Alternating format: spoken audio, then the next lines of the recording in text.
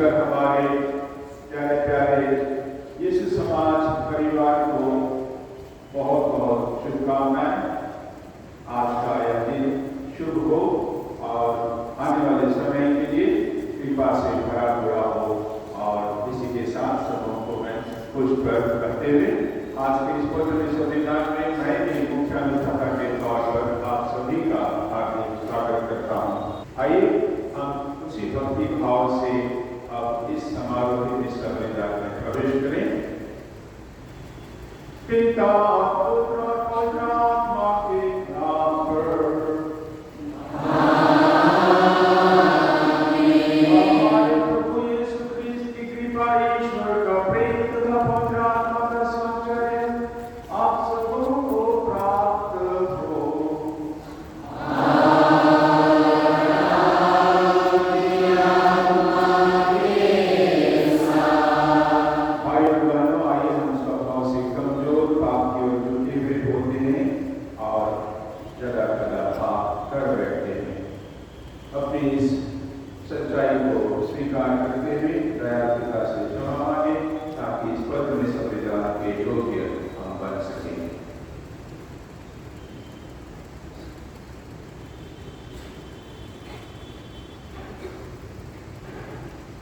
हम सब मिलकर बोलें, हे हमारे बहनों, मैं सर्वशक्तिमान पिता ईश्वर और आप लोगों के सामने स्वीकार करता हूँ कि मैंने मन से कर्म से और अपने कर्तव्य पूरा न करने से, अपने कसूर से, अपने भाई कसूर से घोर पाप किया है।